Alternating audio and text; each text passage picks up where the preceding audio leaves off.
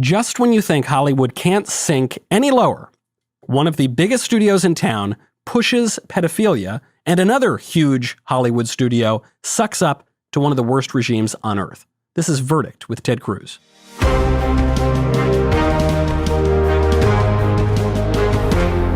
Welcome back to Verdict with Ted Cruz. I'm Michael Knowles, joined as ever by the Senator.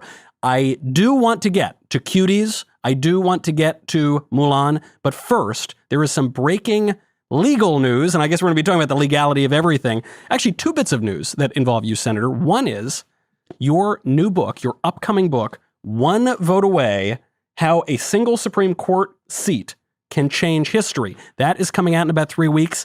And then related to that, you have been added to the shortlist, to the president's shortlist for the Supreme Court. So I have to ask you, will you be that one seat that can change history? No, I'm not going to be. I'm very happy where I am. Come on, you're not going to do it? But it matters immensely. I don't want the job, but I do care a great deal about who gets it. And that book, that's a book I've been working on really since this spring. I spent the spring and summer during lockdown writing it. And actually, the copy you're holding is the first hard copy I've actually seen that it is like a physical, real book. We literally just got that a few minutes ago. October 6th is when it's going to be released, although it's on Amazon now for pre-order. It's also, if you go to onevoteaway.com, that'll connect you to Amazon. You can pre-order it there.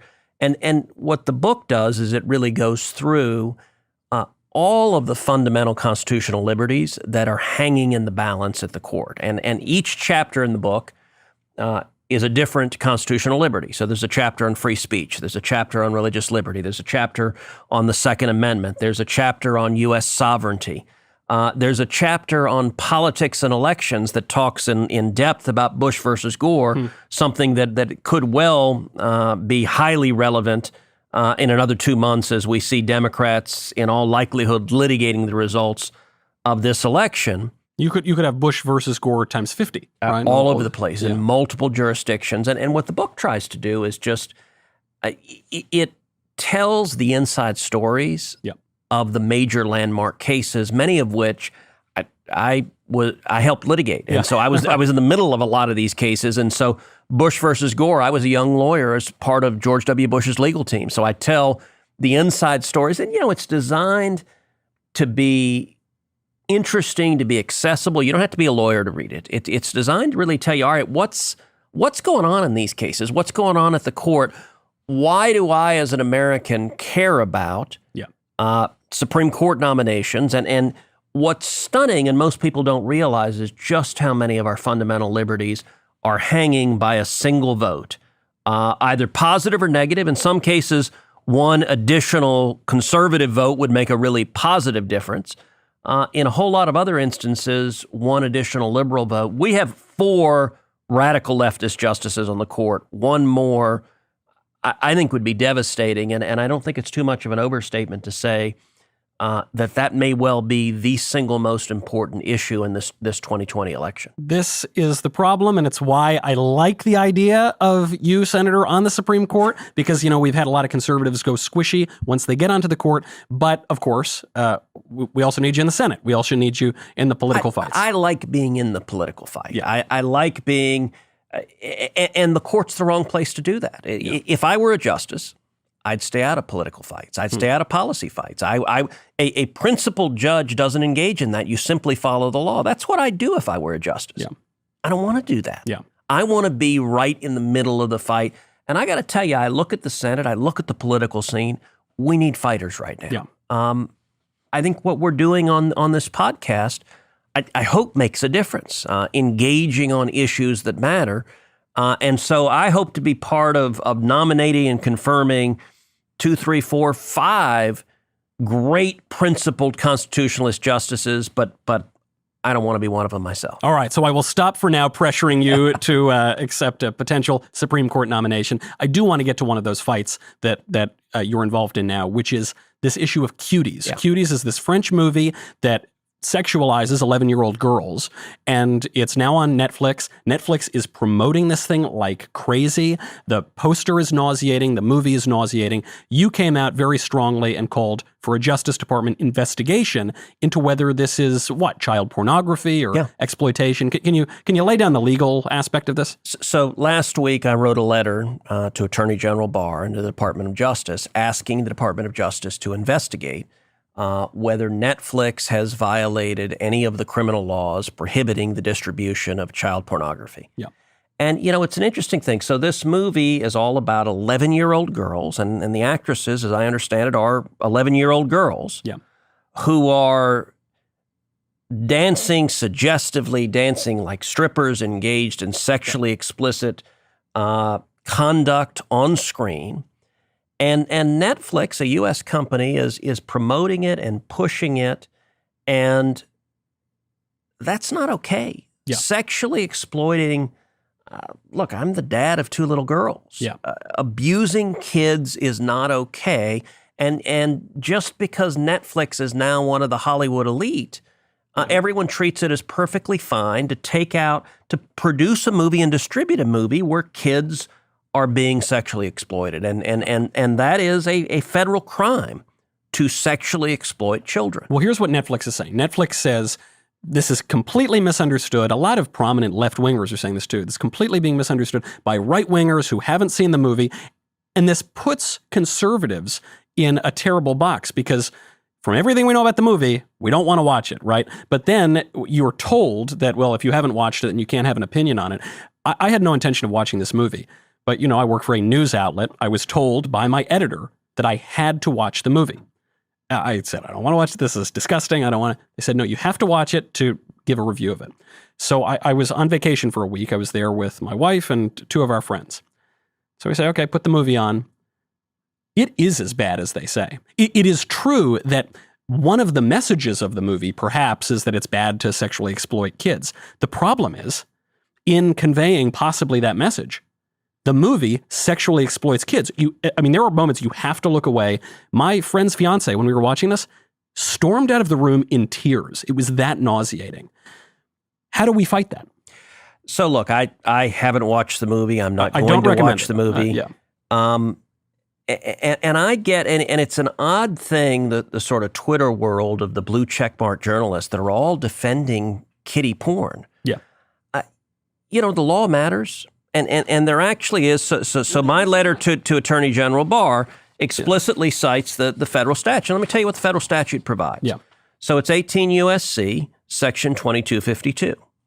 And it says that any person who knowingly transports or ships using any means or facility of interstate or foreign commerce, any visual depiction, if the producing of such visual depiction involves the use of a minor engaging in sexually explicit content. So this is the question, because when I watch it, the one good thing I can say about the movie is they're not nude, right? But it is licentious. There is no question it is exploitative. So, and the statute doesn't require that they be nude.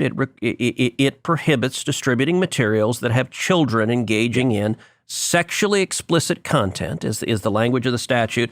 And the punishment under the statute for violating it is that you'll be fined under this title and imprisoned not less than 5 years and not more than 20 years. But here's something interesting, Michael. Yeah. There's actually an aggravator in the statute that says if the child or children in question have not attained 12 years of age, that the punishment is actually increased to a minimum of 10 years and a maximum of 20 years. So in this case, we know they're 11-year-old children. There's no dispute about that. Yeah. I haven't seen the movie. I don't know if the depictions satisfy the requirements of the statute for sexually explicit conduct. But you know what? It's not my job as a U.S. Senator to investigate that. It is the Department of Justice's job. So I asked them, look, I don't know if this violates the law or not. Yeah. There's certainly a prima facie case. We know they're children. Yeah.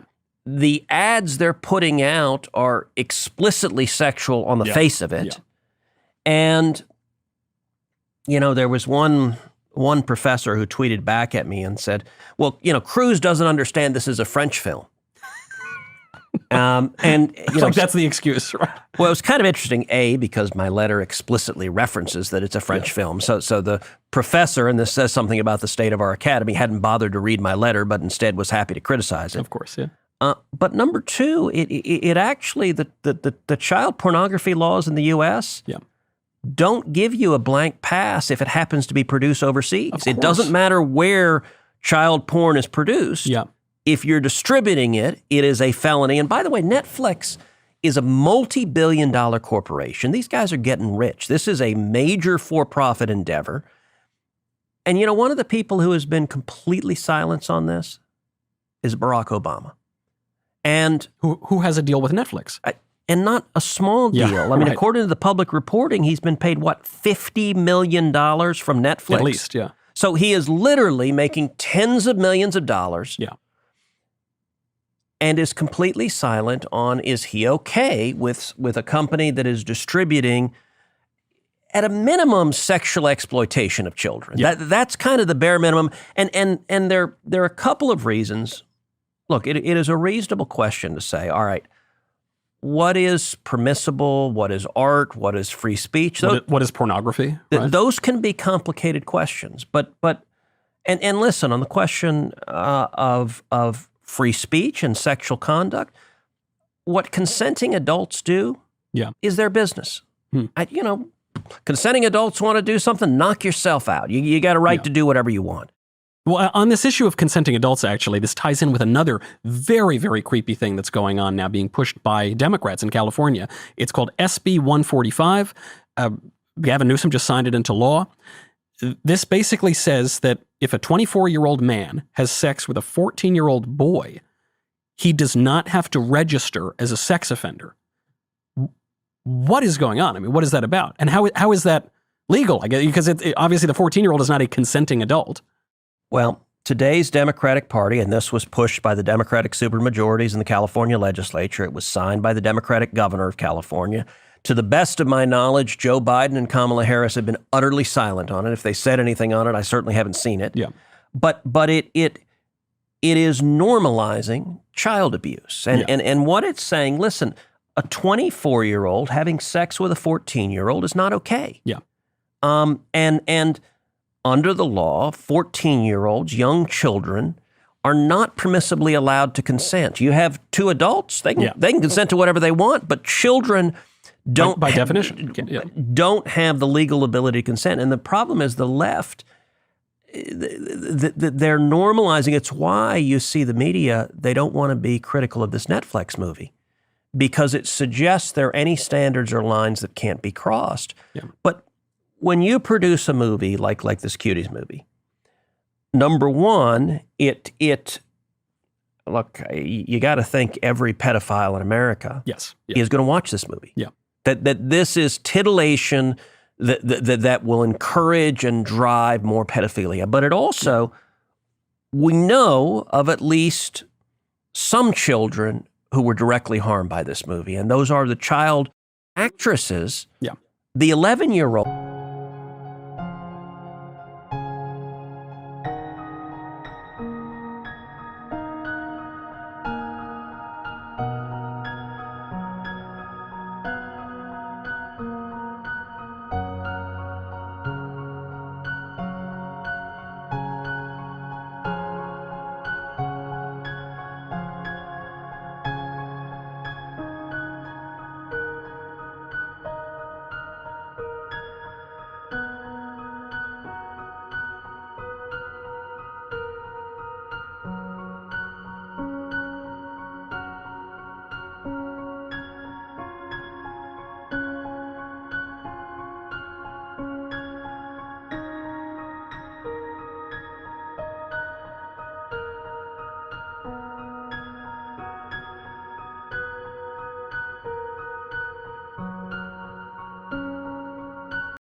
Who are being asked by their producer, asked by the director to engage in sexually explicit conduct. And under the law, there is no First Amendment right to film kiddie porn, to distribute kiddie porn, that when you're abusing a child, the usual response is that you're prosecuted and locked up in jail. And that's designed to protect kids. But here's what they say. right, they'll say, well, it's not pornography.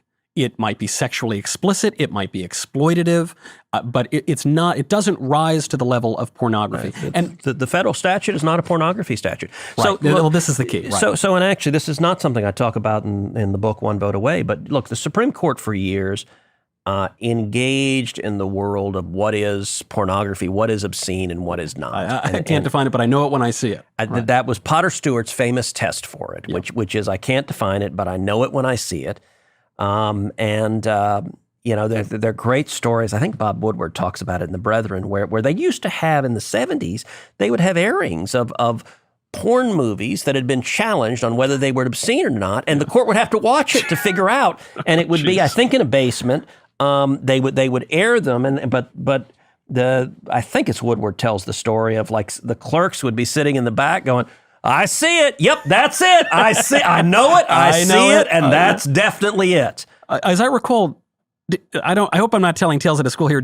Did you watch a porn movie once with Sandra Day O'Connor? I did. It's one of the things I talk about it in the book as well. And it was as awkward. Look, you're 26 years old and you're with a woman in her 70s watching like graphic depictions. You're like, wow, okay, this is really awkward. But it was even, I'm sure, weirder and more awkward. Yeah. William Rehnquist and Sandra Day O'Connor dated. That's right. In law school, they were classmates at Stanford. Yeah.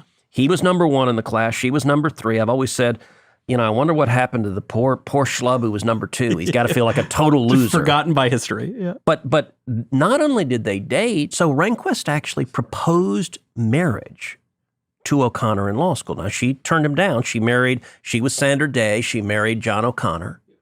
And it ended up for 50 years, Justice O'Connor and her husband and the chief and his wife were good friends. They socialized together. But imagine for a second, you're in your 70s and your 80s and you're standing in a room with a woman you dated 50 years earlier and there's porn on the screen.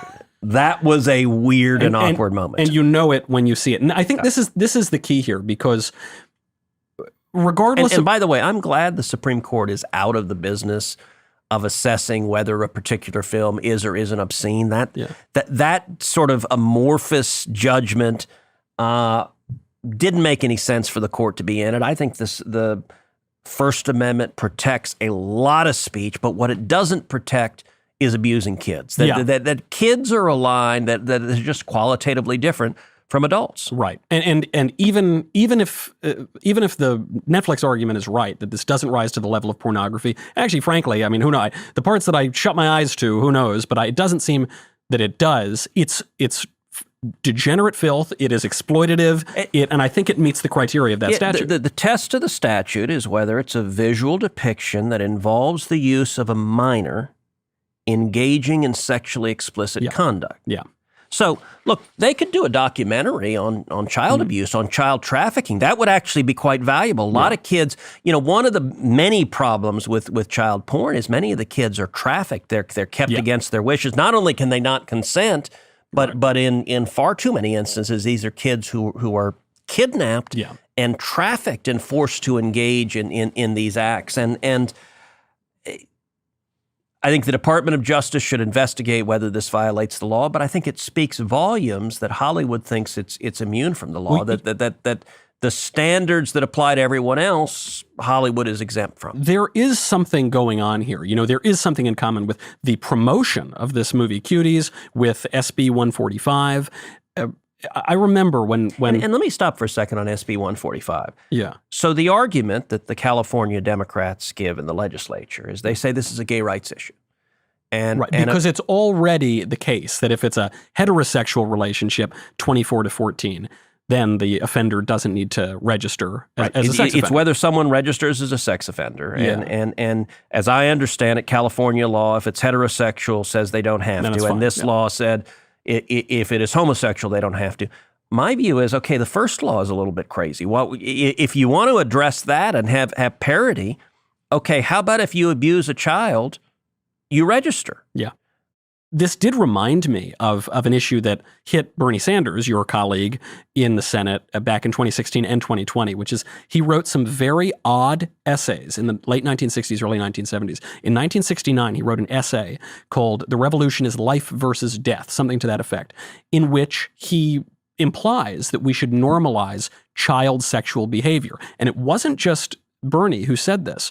This goes all the way back to a strange figure named Wilhelm Reich on the left, who in the 1930s, he developed this theory of the universe that the whole life force is something called an orgone.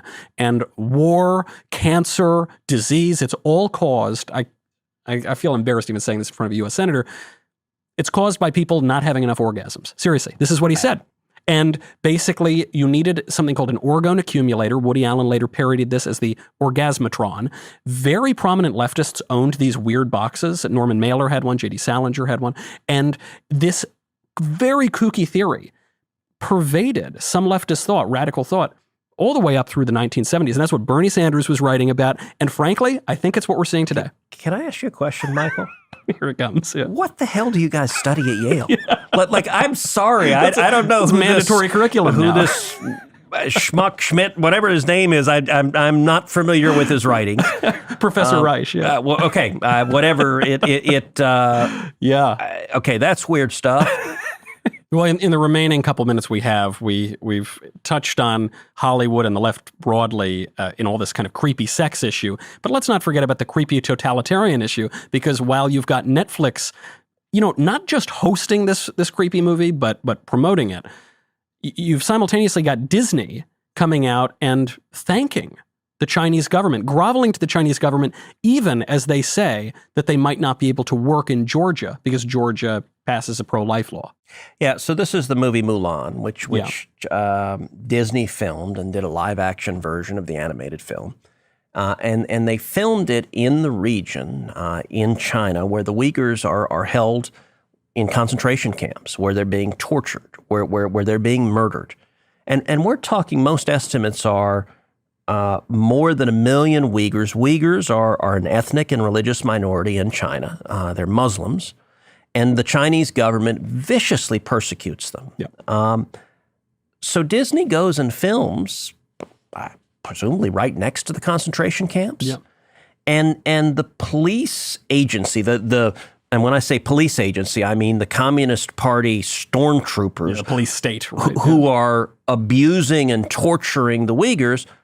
Disney thanks them. I mean, it truly is. So I just joined a group of, I think it's 20 other senators, a bipartisan group, in writing a letter to the CEO of Disney, asking a whole series of questions about why they were filming in China, what concessions they had to make to the Chinese government, what they knew about the torture and murder of the Uyghurs, and why they are thanking the totalitarian government engaged in that torture and murder. Yep. And we also asked for what communications they had about them. And look, we'll see how Disney responds. But it's not complicated. The answer is because of money. I mean, look, we saw a similar story with the NBA that had a basketball camp in this same region, and they actually had Uyghur teenagers, 14 and 15-year-old boys, being physically abused. NBA coaches knew about it, the NBA knew about it, and they were just fine. Mm-hmm. And whether it's Disney or the NBA, you've got a lot of American companies that in pursuit of the almighty dollar are more than happy to kiss up to jackbooted thugs in the Communist Party in China. Well, then just to play devil's advocate one more time in the last minute or so that we have left, what the left is doing right now is saying on the issue of cuties and on the issue of Mulan that conservatives are hypocrites. Because conservatives, we talk a good game on free speech, but then, we don't like this sexually explicit movie, and we don't like Disney, a private company, doing what it wants to do in the pursuit of the dollar. So are we hypocrites or not? Well, no, the laws should apply and the standards should apply fairly and evenly to everyone. So in the world of child exploitation and porn, it should be obvious. That is a uniform standard. Yeah. Doesn't matter what your politics are, you're not allowed to engage in child exploitation and porn. when it comes to doing business with China, look, I mean, there are, number one, there are U.S. sanctions against certain Chinese entities that Disney needs to be sure it hasn't violated U.S. sanctions law, because that can have real and crushing financial implications. But look, there is an element, there are lots of people in the media, there are lots of people in the academy that will be apologists for the Chinese communists. And you know what? Yeah. They got a First Amendment right to do it. I will happily defend their right to speak out. But you know what I will also do? Happily condemn the garbage they're saying. Yeah. Free speech doesn't mean you're immunized from being criticized for what you say. It means you still get to say things. You get to say things, right. And the rest of us get to say, why are you supporting and praising and apologizing for and condoning jackbooted thugs? Yeah, and why are you making money on it? By the way, it's the same point I raised about Barack Obama. Why is Barack Obama making $50 million for Netflix when they are distributing materials that are exploiting children? Now that he can make the money from Netflix, but people are entitled to ask that question about what you're choosing to support. Yeah.